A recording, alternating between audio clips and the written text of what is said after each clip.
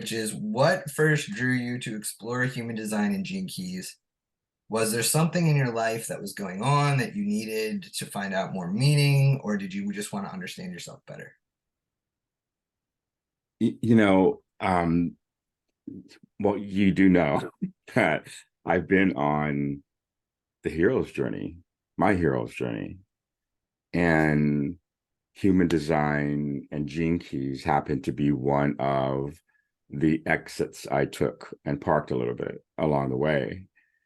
And so it was really, an important part of me to like discover the answers to all the questions that still were unanswered from the past. So why am I feeling this already? I don't know. That's okay. Let it flow. you know What type of questions did you what type of questions did you not have answers for? well, it's the quest to really truly see myself in my fullness. We hear the terms many times like your true self, and I think I have an idea of what that is, but in my totality, who am I? And so it breaks down, the stories and all of the things that conditioned me along this way that kind of shaped my persona, my personality, who I presented to the world. And so, because I knew a lot of that was painted on, I was confused at how do I even be? It's like what part of it is like with the real me, and what part of it is the painted on me. And what this journey has done is, and what human design has really clarified is that it's all me. Yeah, it's all me. So, so human design just kind of cracked things open, and I've always been this like pursuer of the truth around who I am. So in my corporate life and personal development life, I did every fucking assessment that's out there, strength finders, Myers-Briggs, and Enneagram, and the Jordan Peterson thing, and all of those, and they do give me insight, of who I am more behaviorally, I guess, how I am. But it wasn't until human design where it was kind of a picture of you are designed in this way. And then the understanding that this ain't gonna change. In fact, the more that you don't live this is where I'm gonna have some suffering, because if my purpose is to be, what, like a pen, but I'm using it as a nose picker, or I'm not fulfilling what it was meant to be. I don't know if that makes any sense, but No, uh it makes total sense. I mean, right? It's giving you a sense of direction, almost like a blueprint, right? yeah, Like if you look at a blueprint of a watch and you try to make it into a scooter, that's not what a watch does. right. As much as the watch may want to be a scooter, it's not a scooter. Which is great because that brings me to the next question I have for you was what was the aha moment that made you realize human designer Gene Keys was significantly impacting your life? It was probably when I delved a little deeper into the my profile.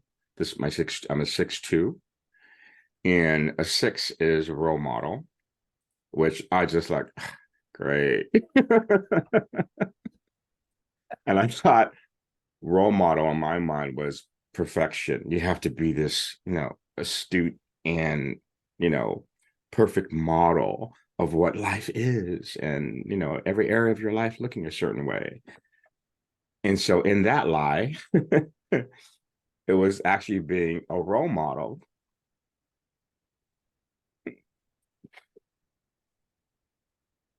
who I've been designed to be. And it is love. And that's what all this is. It's like the acceptance of it all when I resisted it so long. So it's kind of the meeting of myself, and it's like, oh, there you are. It's like, I've dreamt about you, and we're together now. Let's just, uh, that was the experience. So as I kind of sank into the role model of that, then it became challenging because it would meet all the things, all the personas that I had put up. Those had to come down in order for this design to move forward. So I'm like, great, you know. And then I appreciated it though, because those are the things that ran my life. So the things that we don't look at, the things that we have a story about, the things that we defend, the things that we are afraid to really fully be seen, the answers are right there. And in the fucking mess of it and the perceived badness of it, that's it. That is the answer. But you got to go through it. And so I kind of got not, I don't want to say addicted, but it was just so transformational that it was like, okay, what else do I have this? I want to find it. I want to know. And so it was really confronting, you know, the stories that I so beautifully orchestrated, and they weren't all lies, but it wasn't fully authentic, so that's where a lot of the judgment of myself has waned, because it's like it's all of me, but it's the beautiful me and it's the scared me and how I present myself, and nothing's wrong with it. So that's been cool to accept. So I'm role modeling, I guess, being human, being divine, and how that looks like, and someone who is been designed to guide, and to help teach others. Maybe there's another way to look at things. I don't know. So that's what I'm really kind of swimming in at the moment. And is that being that six fully, the two is a hermit, right? It's like, But it's on, but it's in fairness, so in case people need a reference, six is it's the six two, the six is conscious, and the two would be unconscious energy you're not aware of. So sixes tend to go through a lot in life and don't really embody their role model role until much later in life. And when you learn that, did that help you in any way, shape, or form? Like the timing of it? Because I know, right, in society, we think we should be at a certain place at a certain age. And, that doesn't really fit into the human design blueprints and stuff like that. So did you find that being the 6-2 and knowing you kind of had to go through all this shit to even get the wisdom to be this role model at an older age? Did that help oh, you make peace with anything in your life? dude, I mean, that right there is it. It's now, that's where you could look back, at the road that you were taking, and look at every exit, every, piece of trauma, or, just hurt, pain, all of it, and look at it on as necessary. And then it turns from anger to appreciation. It's like, I appreciate this so much because it helped me to stand in and like just fit into that glove. So the more and more I'm being, being it and understanding it is where the self-assuredness comes in, and I think that's an important part of the human aspect of me, and stepping into like what I'm making things to mean all the time. It doesn't mean anything. Just share from your heart. That's where you operate from, Joseph. So understanding also that a part of the trauma I've had is that being so hyper vigilant about, you know, people's opinions, acceptance. I'm super aware of that, and it feels amazing to see it not be as important. I mean, I'd be lying, to say, I don't look or see, but now it's just, it doesn't align any longer. Yeah. Right. And so what I'm appreciating more and more, is like being where I am today and then seeing the fruit of the work when you're not necessarily knowing that it is being fruitful, like in conversations or how I respond or how I speak, the questions that I ask. And I'm like, who is that? Then I think, wow, you know, um, the healing and the fruit comes at different parts in the journey. So Yeah. And so the two, right? Like when you said, well, no, that's a hermit. right.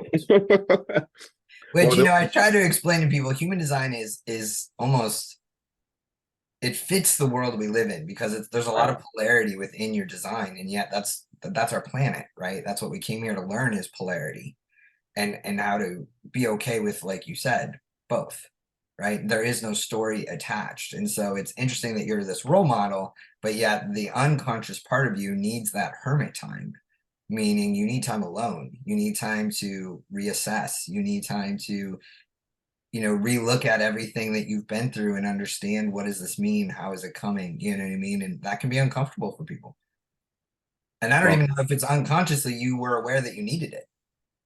no, prior to human design, no, I thought it. I mean, I, I like looked at hermit, like, and interpreted as like boring, like, ain't nobody want to be with him. Hide, cover yourself up. It's like hermit. It's like, ugh.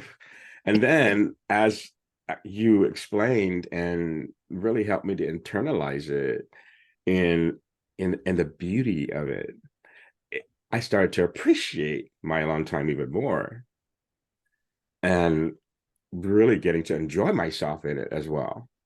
Yeah. you know and it can't, when those moments were always somewhat beating up and in the mind and overthinking, to like, man, Joe, it's like, what can we be and do? So it's really shifted in a great way. So I love being a hermit. Come on, hermits. If anybody knows you, you are far from a hermit as you described.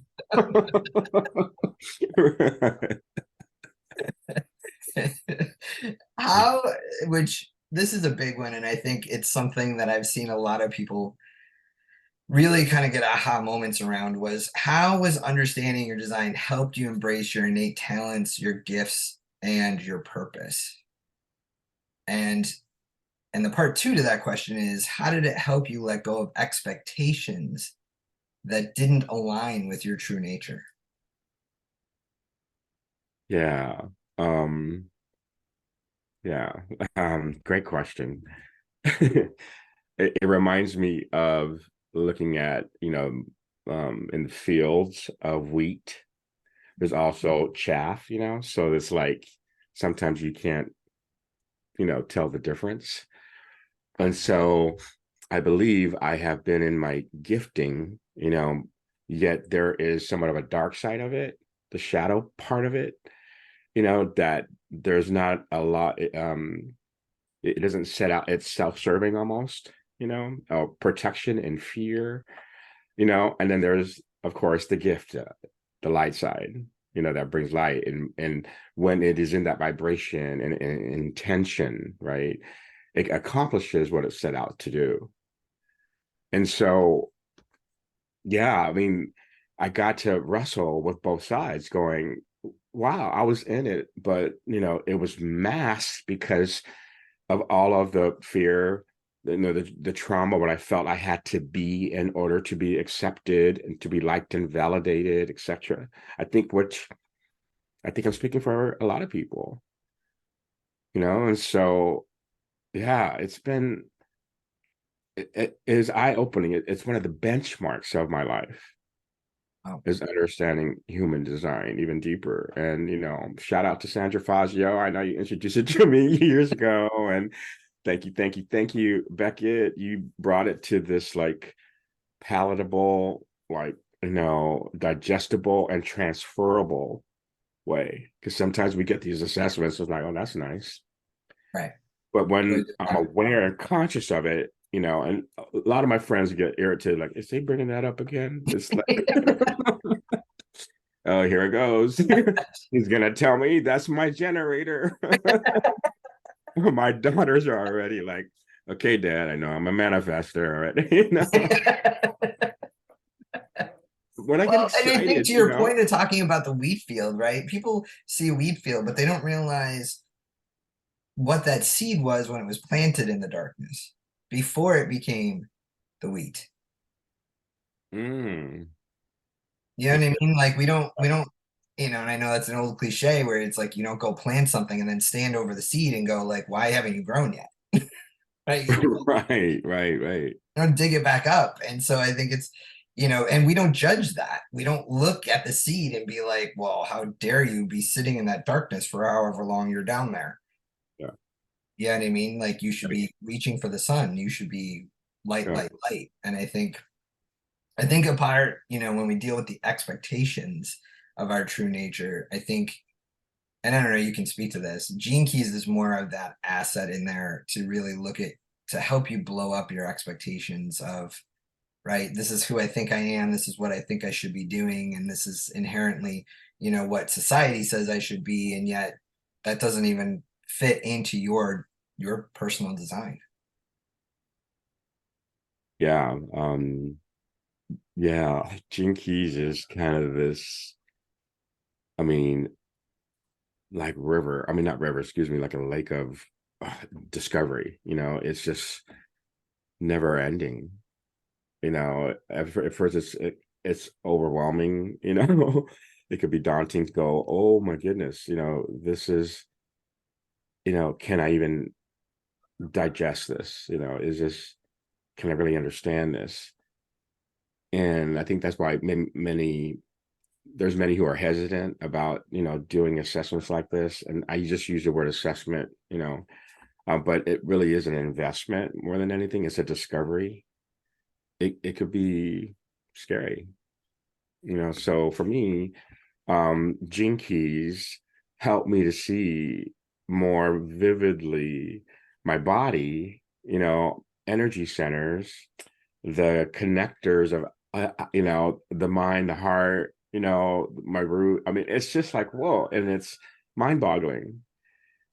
And so I just stuck with it because I can get things as a projector conceptually Yeah. and know kind of top end things and understand it. But once we go start in the weeds, it's like I kind of stray away from, right? So initially I thought, I like there's a lot of connector. Just does it tell me if I ever lose weight? I mean, what is it? It's like, And so what you did though is your blueprint. Oh, that's what was so helpful, Yeah. right? And because you took it and made it super crystallized and not so overwhelming, more of a, not like a study guide. Like this is not a manual per se, but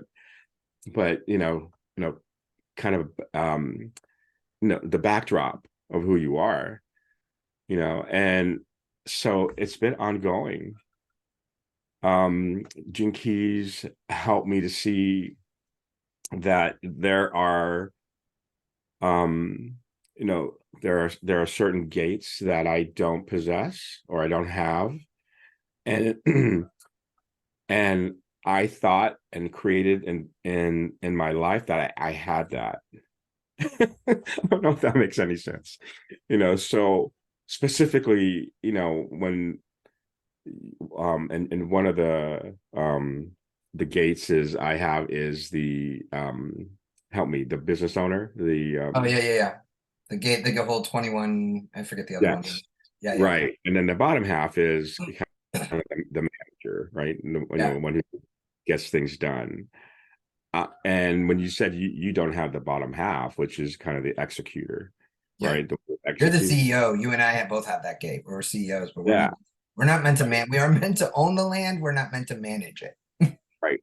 And so the breakthrough for me was I always thought, what are you talking about? I've been successful. I finished things and da da da da da. So it's defensive. But when I got to really rest in it and going, that makes a whole lot of sense because there's things that I don't finish and I beat myself up.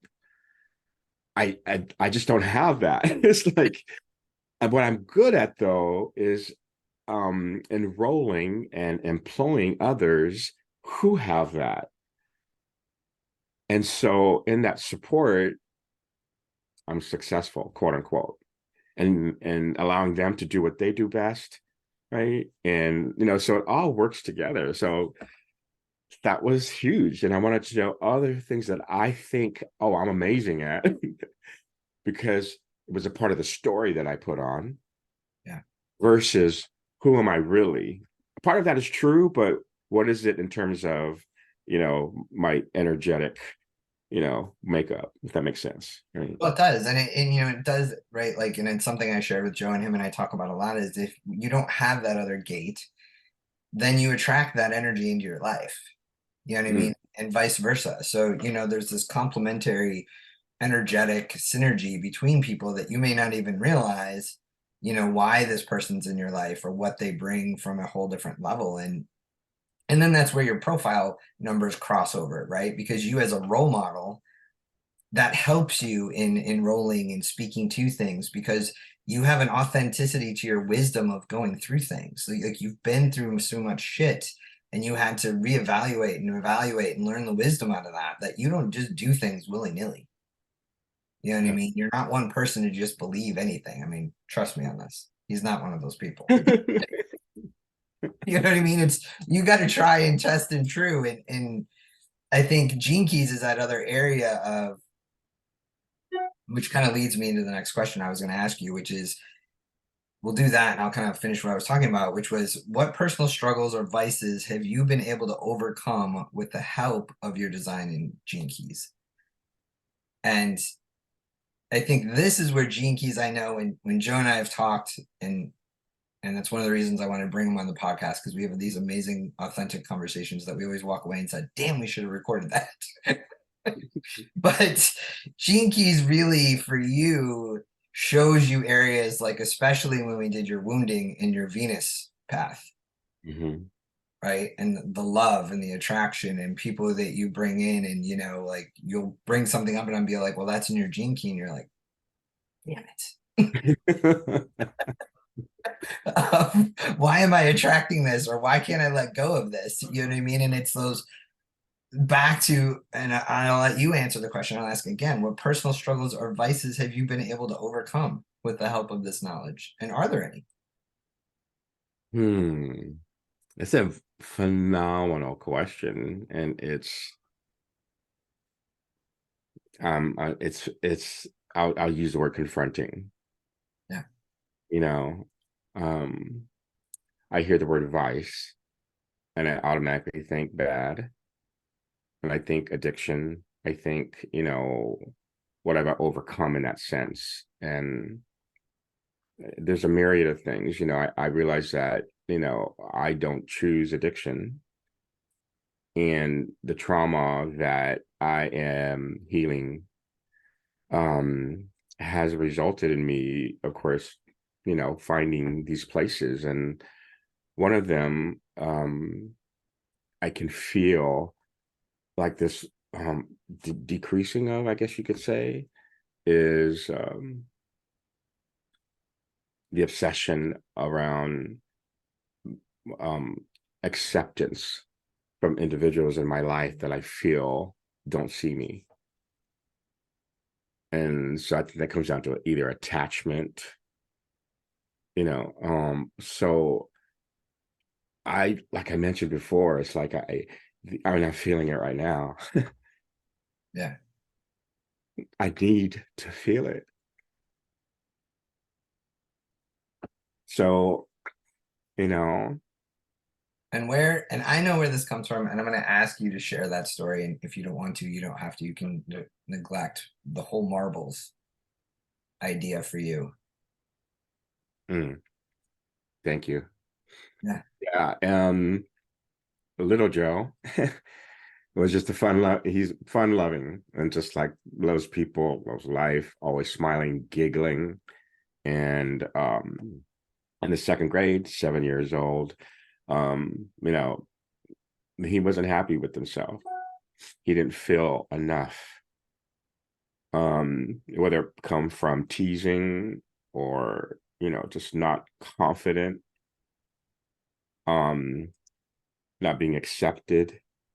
He was chubby and he just wanted to be liked. So this kid took a long tube socks, and this is in the 70s, I want to say. Yeah. And he filled it with marbles because he was good at marbles. And he took this lot, big tube sock to work, I mean, to school. And at recess, he went out on the playground and he yelled, "Marbles!" And instantaneously he had the entire playground like, you know attention, and he just started to throw the marbles, up in the air like money was falling, and it was like mass chaos, and it was fun and invigorating for me, and everybody was happy, and in a snap of a finger I became one of the most liked and popular boys students in the school. And when I was in the sixth grade, my elementary school didn't have like a student council or anything. And my sixth grade year was the first time they had that, and I was the president. So little Joe kind of said, "Okay, this was successful. Right. It was. You just give, give, give, give, and overgive, and they will like you, and it worked, But then what happened in the fourth grade when you were still chubby, still popular, yet you went out and there was going to be dodgeball teams and we all lined up, and I said, please God, just don't let me be the last one. And it was down to me and scrawny little whatever. I said, oh my goodness. And guess who they called? Mm-hmm. So, okay, what am I not giving? What goes on in a little boy's mind?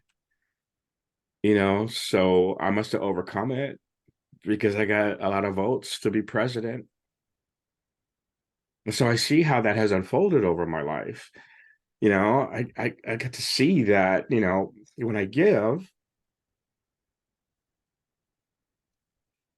compliments, gifts, expression, whatever it may be, that's how you get accepted. Oh, you think it got easier? No. ASB president, sophomore class president, dean of activities, senior class president. I knew the formula and it worked.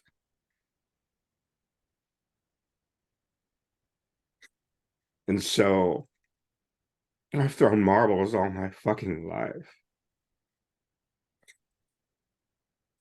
And to reconcile that, and to restore little Joe, to say, you brave little boy,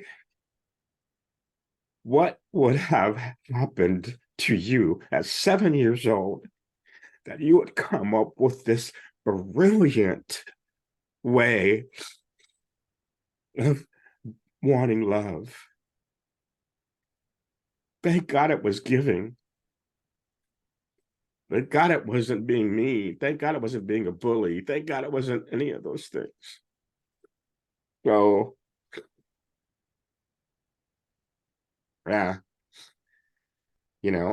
continued on in my, going to working two jobs, going to San Diego State. And then I was 19 and I said, I think I'm going to apply for the management training program of a bank I was working at. And I was laughed at, and my loan officer, as I was going out to the interview, says, "You're not going to get it." Well, how are you qualified? I said, "This is an exploratory. I just want to see what, I was like, I just want to explore this. I want to see what, how it is. I got in the program. So, and then it continued on and on and on and on. Careers, relationships, friendships, family, etc. I see myself, right? And um and then I met this beautiful woman. And we connected immediately. And I did calligraphy. And I didn't know anyone else who had done calligraphy. And she goes, "Oh, I do calligraphy." And so um it was, almost an instantaneously connection. And we had a great, courting, and I started to overgive.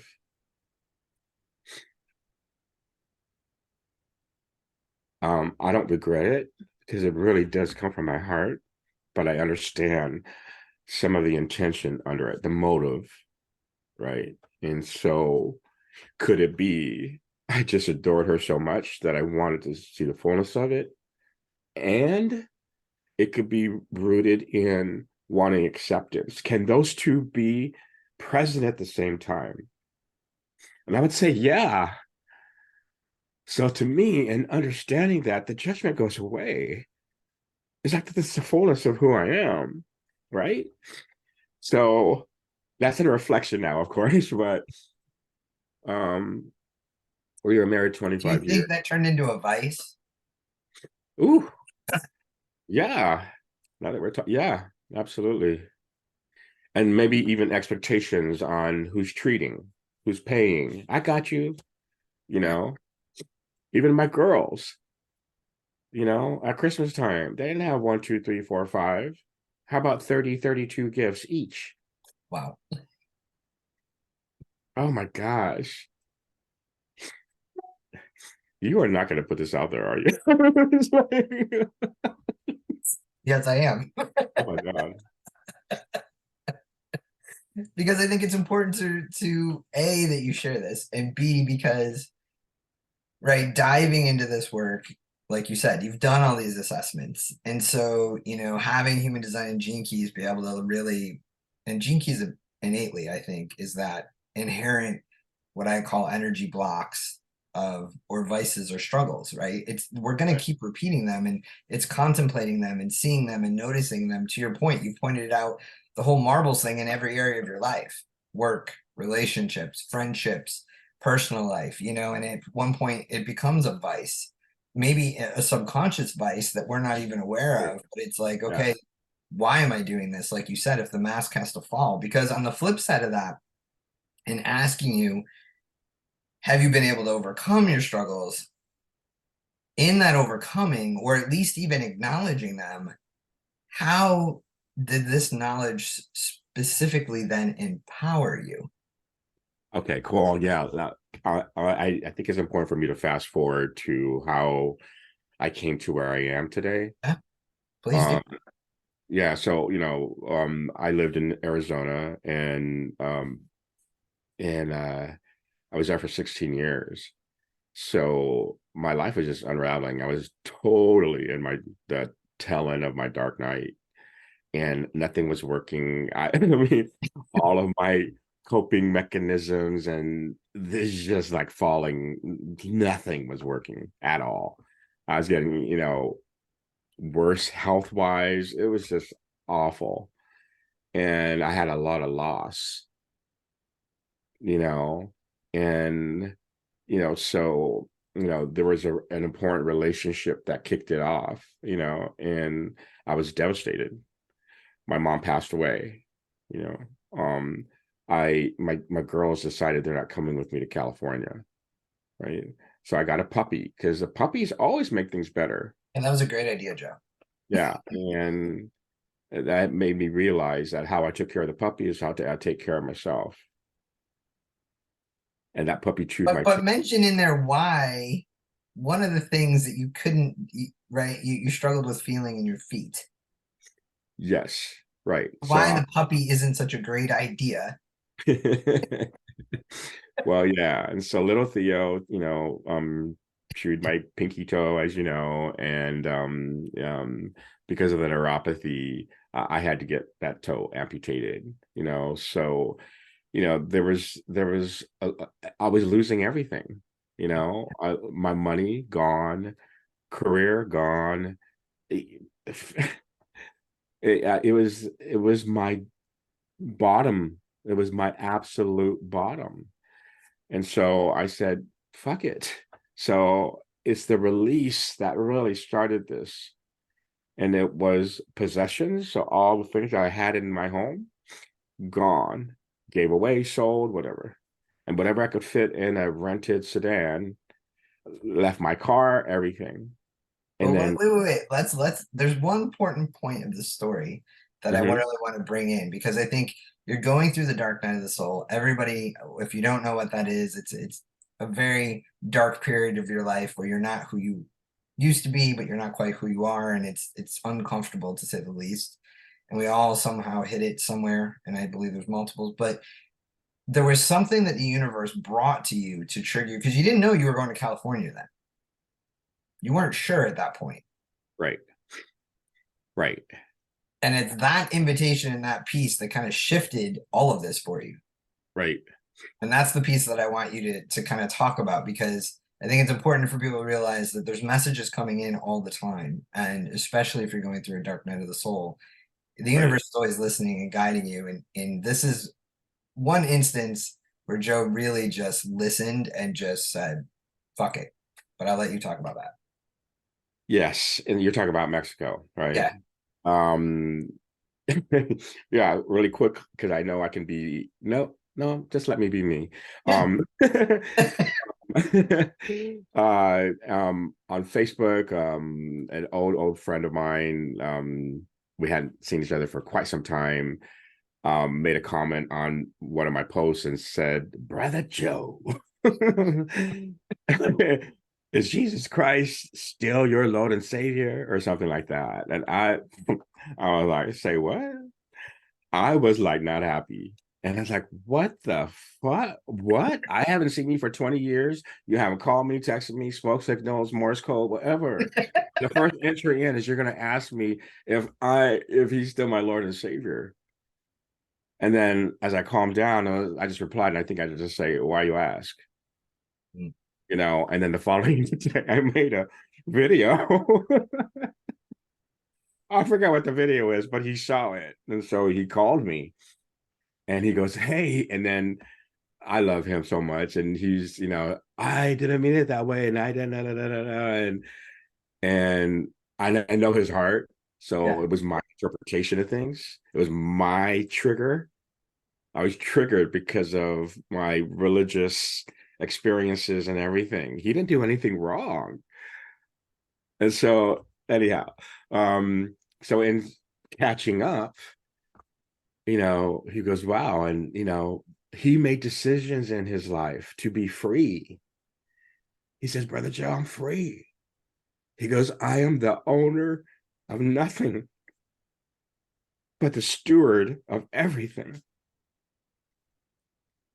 And he has two beachfront properties in Mexico, debt free. And he's free. I'm like, oof, I want that, you know. And so he goes, why don't you come down and just visit? Come a couple days and see. And because he is who he is, he opened up his home and said, come down and just like no agenda. You don't have to be anywhere, go anywhere. You know, we'll sing. Put on worship music. Go to the beach. It's beachfront. It's like you got in the patio. There it is. And so I exactly what Beckett said. Fuck it, I'm going. I have no idea. Mind you, for those who might be watching, I have severe neuropathy. I have a transplanted kidney. I have heart disease. I'm blind in my left eye.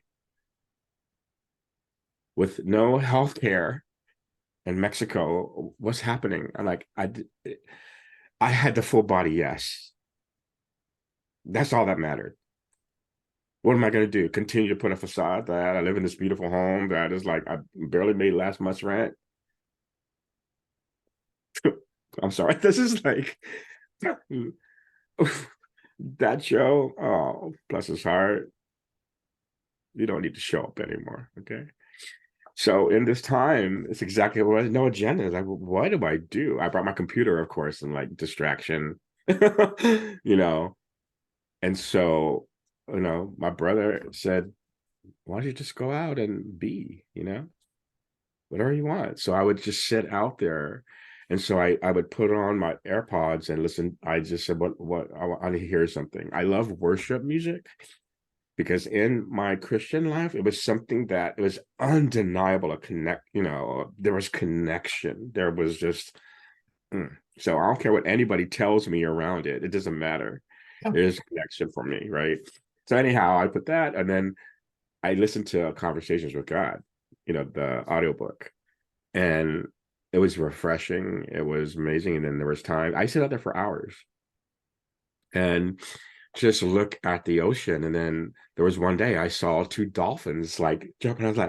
I'm gasped, like, huh, and I never took the time, to really stop and see this in my own backyard, right?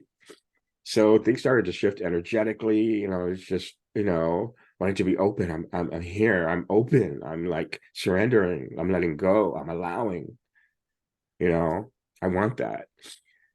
And um, and I started to just get clear, about what I wanted to be and do. And so, excuse me. One of the things that was what was important though was monetary, right? And what happens if something comes up, um, in terms of any medical care or health care. So I was there for a little over a month, almost a month and 2 months, and I returned to my father's home where I grew up.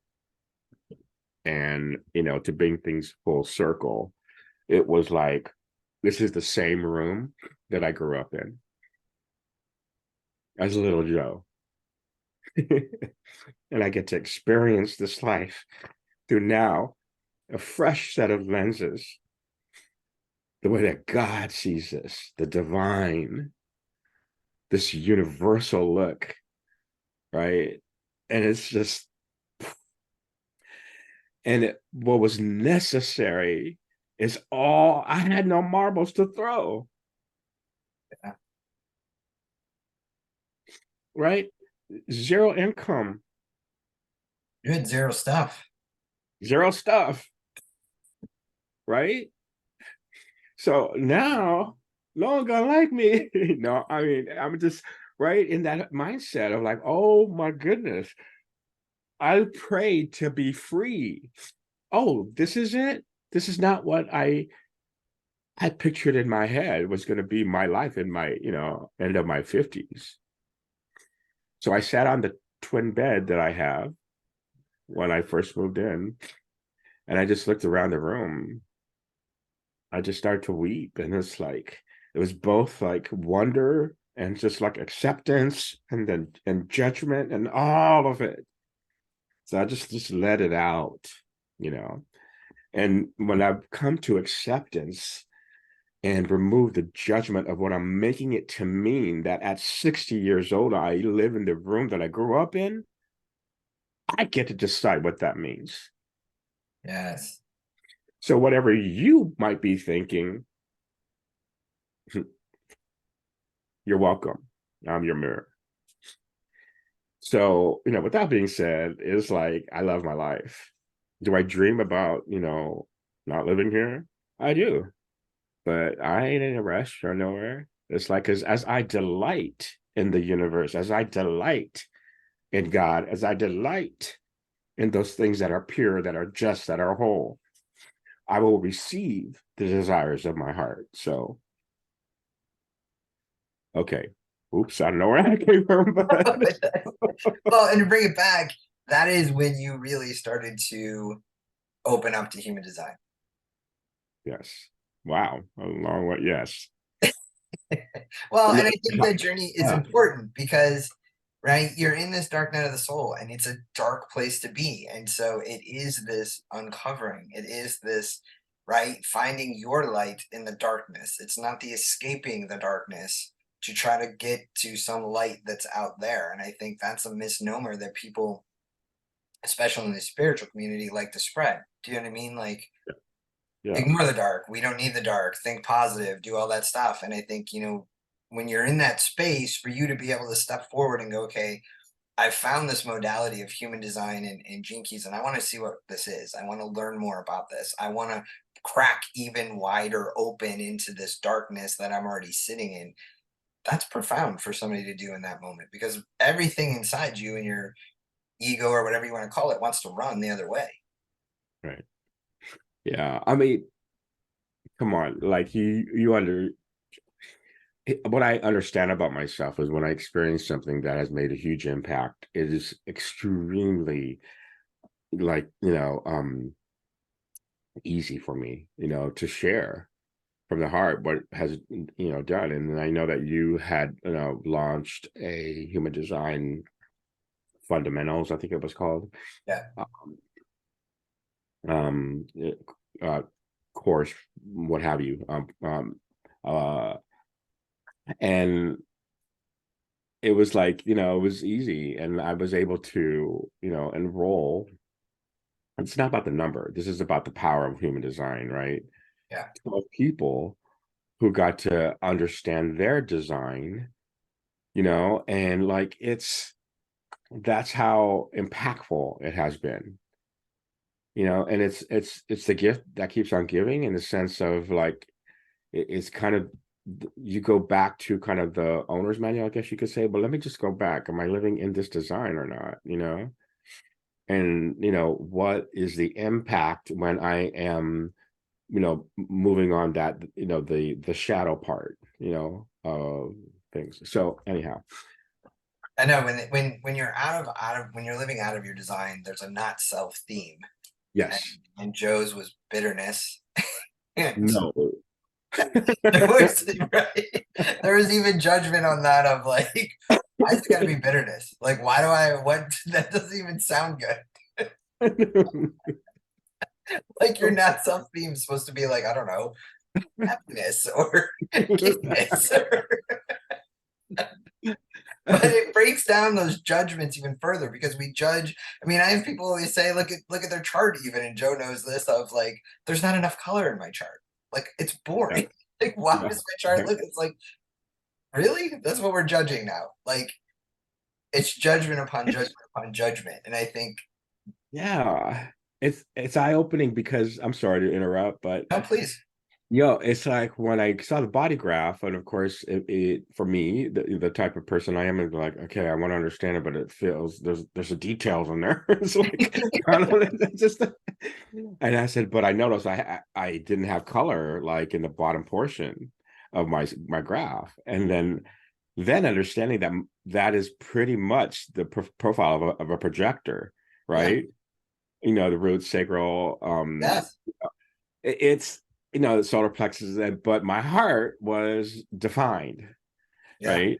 And so, and then in understanding like where I gained my energy from, and everything started to come together, and kind of be the puzzle pieces on that exit in my hero's journey, Mm. right? And then the cool thing is I have, like, return vouchers because of you. I get to take that exit, Yes, I get Educated. a lot of phone calls and messages of like, what the hell is this? And I think, speaking of that, because you have a big impact and everything in his design, because I've done it obviously, and his gene keys is all revolved around love. And every company he's owned, every message he gives. I mean, if you want to meet a more heartfelt person, it would be you. You know what I mean? Love is just something you embody. And so it's also, I think, interesting and important and why I wanted to share the Marvel story of learning that you had to give that love you were giving away to yourself. Mm. You know what I mean? And that was the person that was needing it the most and missing it, without your marbles and all the things. And so you physically kind of went through that journey of I'm just going to throw it all the way and here I am. You know what I Oh mean? yeah. Expose that self. Mhm. And in that journey, I want to ask you this because you are great at really taking what the world is going through and fusing love into that. And the question is, how has integrating this knowledge shifted your worldview or existential perspectives? What big picture realization has it led for you? That's a powerful question, and because you understand how my brain works, so please reel me in. I will when your gate goes amiss. I will bring it back up. No, it's an important question because I realize that what's happening. Remember, one of my favorite um quotes of all time is, "We don't see things as they are. We see things as we are." Right. And so I really take that to heart.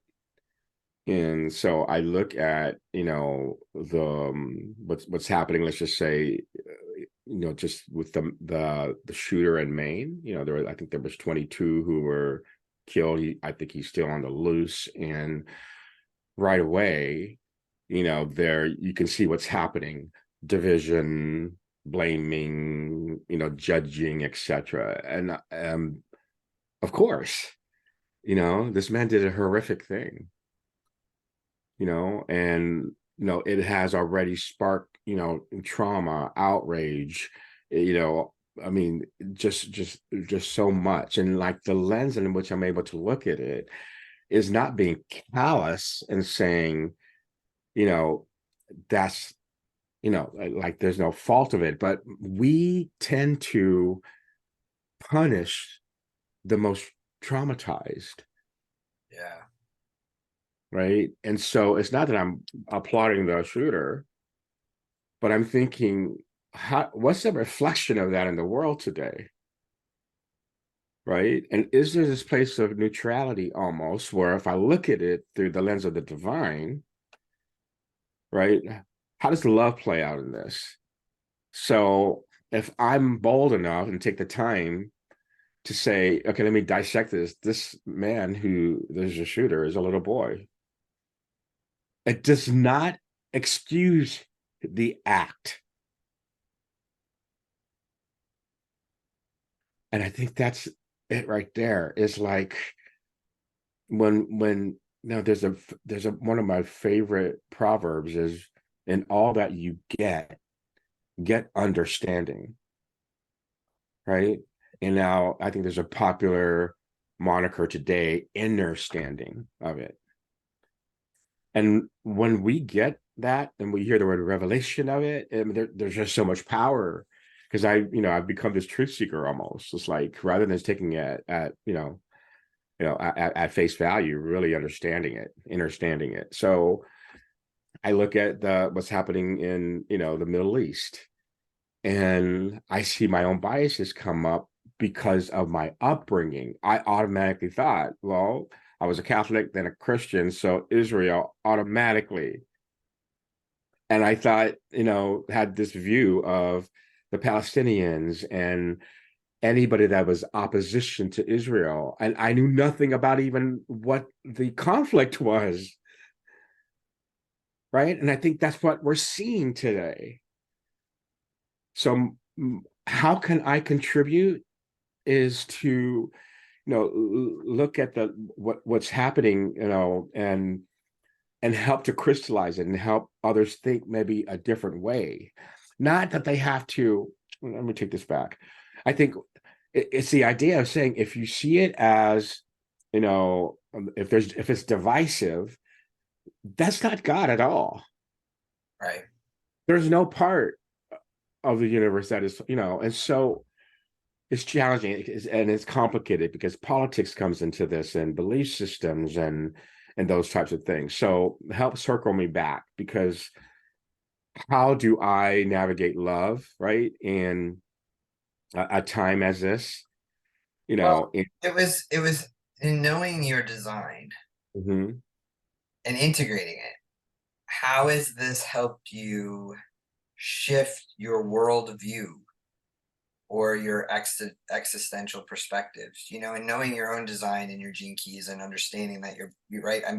This is who I am. This is how I was made. This is inherently who my being is. Yeah, How does that now translate out into the world and in knowing that knowledge?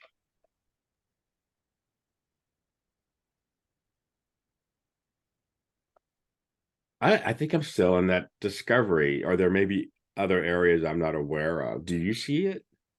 Well, I think, for me being a practitioner of it, you know, I look at it and realize like the essence of human design, which in everything, right? You can do your natal chart, you can do that. And they kind of just give you these outlines and they're important. But I think especially in human design and gene keys, you really realize inherently how different we are and how that's okay. Like, do you know what I mean? Your gene keys and your wounding path and the energetic blocks you're gonna face in love and relationships and loving yourself are very different than mine.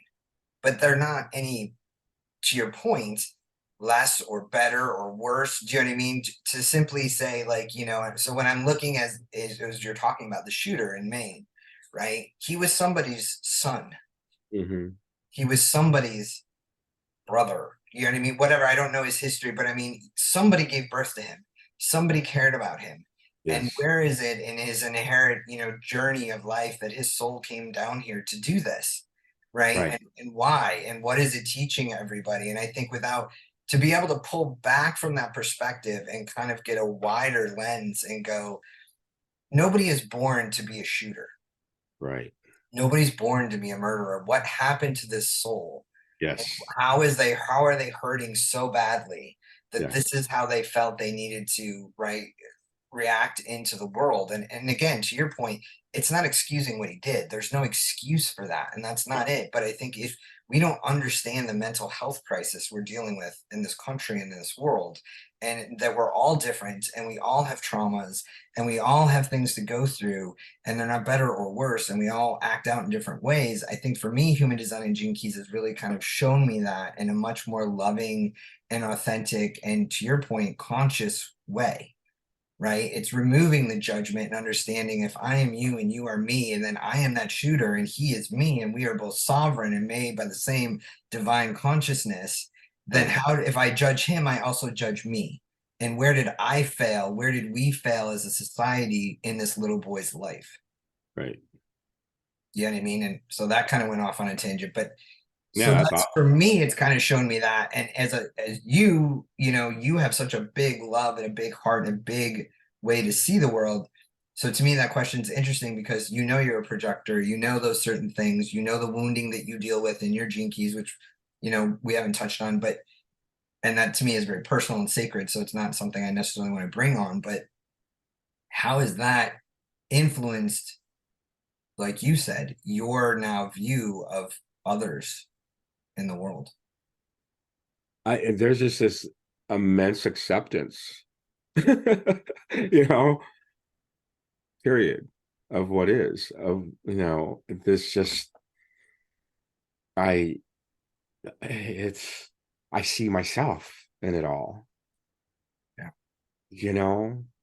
So if I divide, I'm divided somewhere, and so it's reflective, and so I think the more that we all can, you know, realize that, the world is a mirror of who we are. Wow. I mean, gosh, the possibilities are incredible.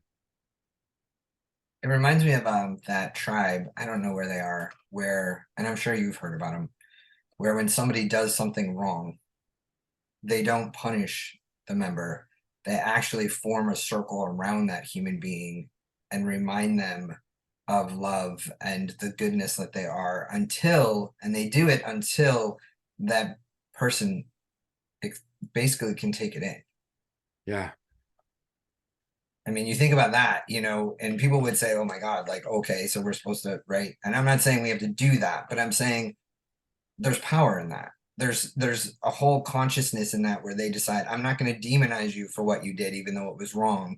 And we're not going to say what you did was wrong, but we're going to surround you with love right now. Yeah. Wow. Yeah, exactly. I Exactly. think that's, I don't know. Imagine. Our imaginations are so powerful too. Well, You it's know, something we've never done. I mean, I get it that some people are inherently just right. I mean, some people's this brain and psychosis and all that. But imagine if we actually spread more love around people versus the amount of judgment we put out there, yes. gifts that we would have, and even within ourselves. And I think that's why we do this. That's why I think we go through these assessments, you Yeah. know what I mean, to kind of navigate that. So here's a non-sombering question. And if anybody can speak to this, you can. Uh-oh. So, what advice would you give someone who is skeptical Uh-huh. about how profoundly their human design can impact their life? What advice would you give them about doing it where they might just be hesitant to come and get an assessment done or a blueprint? It's not really an assessment, it's more of just Yeah, it is, yeah. knowledge. Yeah. Um, I appreciate the skepticism, Mm. because that's real. Yeah. So for me, it is what I did is like I said, I've done them all. I mean, a lot of He them. has done them all. Trust me on this. And it's kind of like they were all stepping stones to the summit of them all because of where they're rooted from, and so and how it's designed. It's fascinating.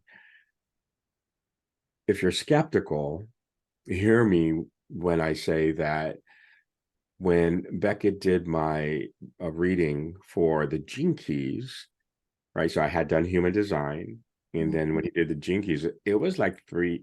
I shall be saying that. Yeah, It, yeah, yeah. It was. It was. because I know him, I stop and ask questions, and then I talk a lot, and then he says, "Okay, let's move on." 3 hours, right? In contemplation, in just of it all, I got this vision that like the father took me by the hand and brought me into this room and said, "Look what I designed. Isn't it just breathtaking? And it's my responsibility to live into that as fully as I know to be. So I'm not here to convince people to, overcome the skepticism around human design. What I'm saying is, are you open enough to find that type of clarity into who you are?" So, Beautiful. That's Joseph. In a nutshell.